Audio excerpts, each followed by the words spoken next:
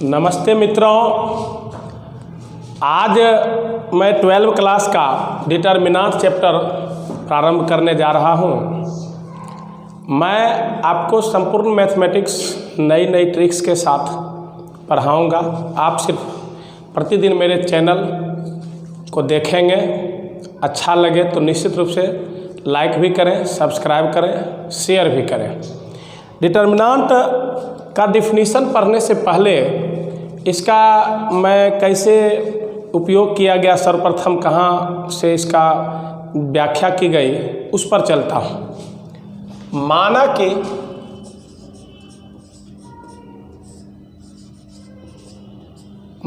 कि a1x plus b1y equal to 0, ये equation first है। a2x plus b2y equal to 0, इसको इक्वेशन सेकेंड मान लिया। ये दोनों जो है एक घातीय समीकरण।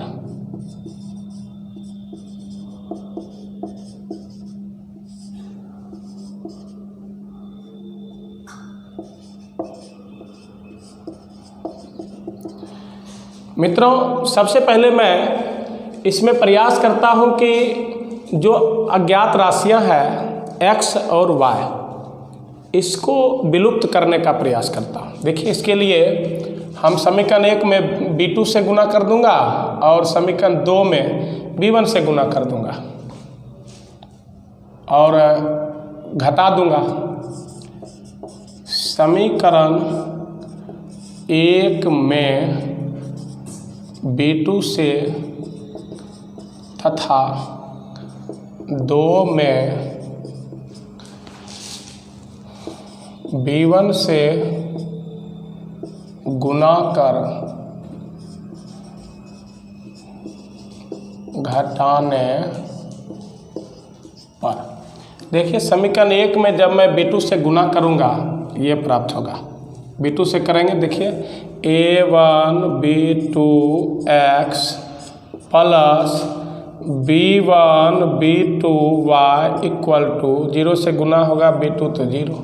अब b1 से समीकरण 2 में गुना कर रहा हूँ, a2 b1x plus b1 b2y equal to 0, ये प्राप्त हो गई। अब घटाने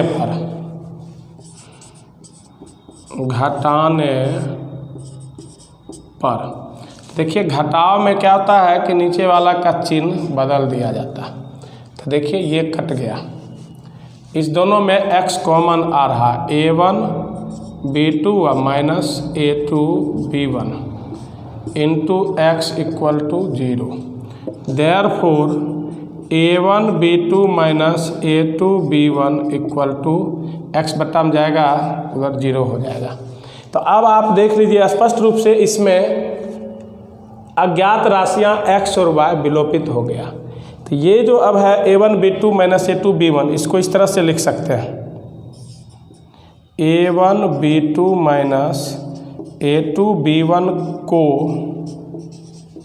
इस प्रकार लिखा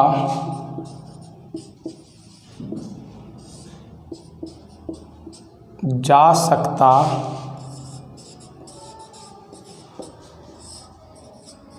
है। देखिए ये दो उदागर रेखा खींच देते हैं और यहाँ a1 a2 b1 b2 इस तरह से लिखते हैं। इसी को सारणिक कहते हैं, जिसे सारणिक कहते हैं। इस प्रकार आप देख रहे हैं कि यह क्लियर हो रहा है, यह स्पष्ट हो रहा है कि सारणिक का जो प्रयोग किया गया था, सर्वप्रथम एक घातीय समीकरण से अज्ञात राशियों को विलोपित करने के लिए किया गया था। यहाँ जो मैं देख रहा हूँ, ये जो आप देख रहे हैं, ये जो लाइन है, ये उदागर, ये क्या कहते हैं, उदागर रेखा जो है, इस पर इसमें जो संख्याएं हैं इसको कहेंगे स्तंभ की संख्याएं। और ये जो आप देख रहे हैं क्षैतिज रेखा में जो संख्याएं हैं उसको कहेंगे पंक्ति की संख्याएं, ठीक है।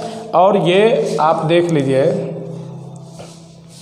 A1, A2, B1 तथा B2 को इस सारणिक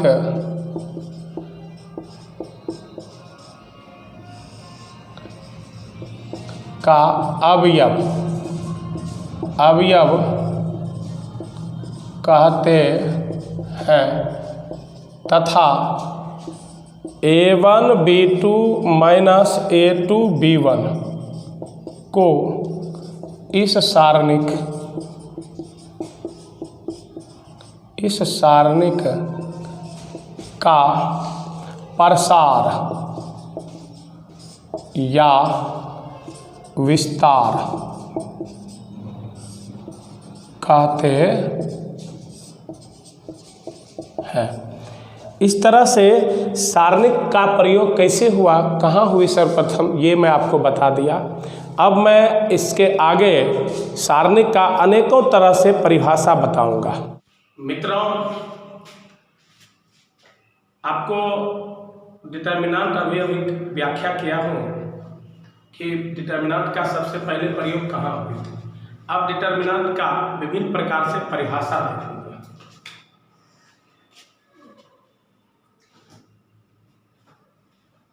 n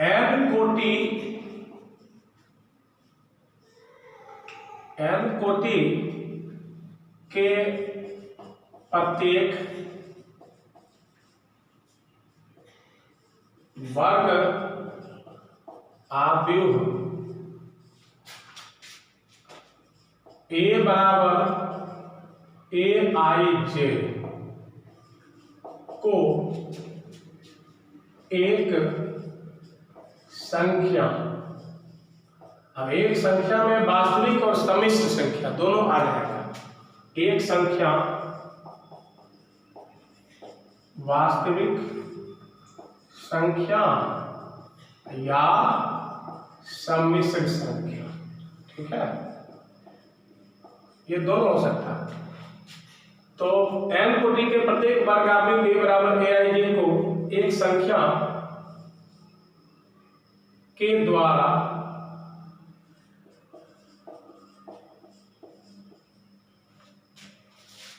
ठीक है संबंधित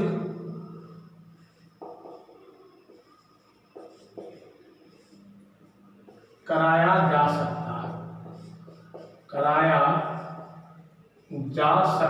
है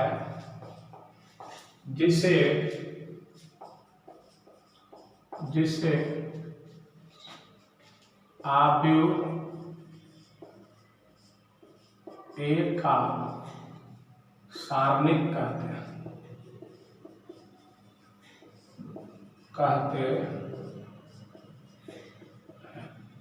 अब इसका जो है एक अलग से परिभाषा में देने जा रहा हूं। सारणिक को एक फलन के रूप में भी परिभाषित कर सकते हैं। तो फलन के रूप में देखिए इस प्रकार से करूंगा।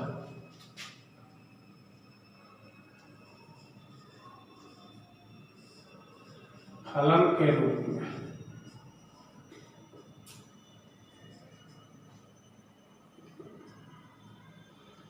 देखिए, यदि m एक वर्ग आव्यूहों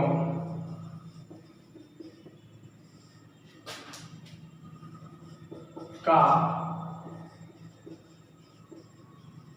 समुच्चय हो के एक संख्याओं, अब संख्याओं में वास्तविक तथा सम्मिश्र दोनों आ जाएगा। वास्तविक संख्या तथा सम्मिश्र संख्या, ठीक है, का समुच्चय हो तथा f सच है, f एक फलन है। इस तरह से m टू के एफ ए बराबर के, जहां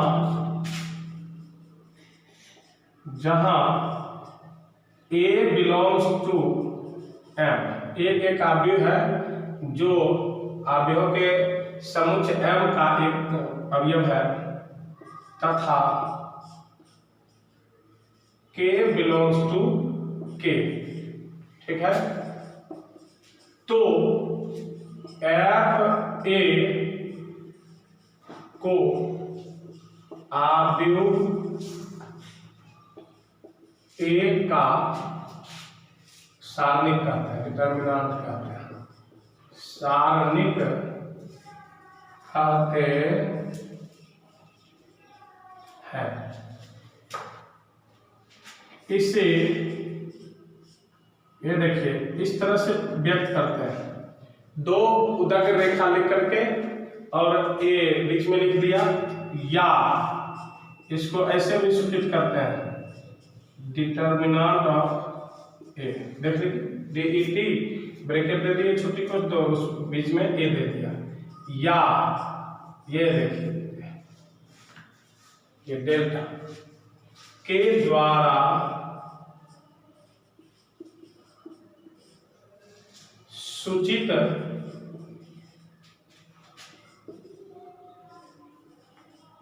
किया जाता है। सारणी का एक और परिभाषा है जो इस प्रकार दिया जा सकता है, देख लीजिए, याद है करके इसका अगला परिभाषा, सारणिक एक प्रतीक है। सारणिक एक क्या है? प्रतीक है, जिसमें दो उदग्र रेखाओं के बीच, दो उदग्र रेखाओं के बीच अक्षरों या संख्याओं को इस प्रकार लिखा जाता है कि प्रत्येक पंक्तियों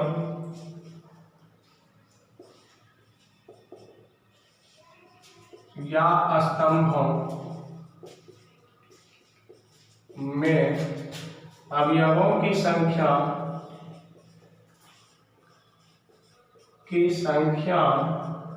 समान हो, तथा पंक्ति की संख्या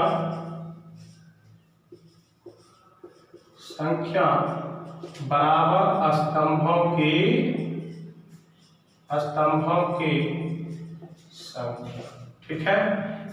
फॉर एग्जाम्पल में देखिए इस तरह से लिख दिए ABCD, इसमें देखिए पंक्ति 2 है और स्तंभ भी 2 है। एक पंक्ति में 2 अवयव है, दूसरे पंक्ति में भी 2 अवयव है, एक स्तंभ में 2 अवयव है, दूसरे स्तंभ में भी 2 अवयव है। इस प्रकार पंक्ति की संख्या और स्तंभों की संख्या बराबर है। इतना जान लीजिए कि सिर्फ वर्ग अवयव का ही सारणिक होता है, ये आपको याद रखना है। सिर्फ वर्ग अवयव का ही सारणिक होता है। धन्यवाद मित्रों, इस तरह से आप मेरे सभी वीडियो को देखें चैनल पर, आपका संपूर्ण मैथमेटिक्स ठीक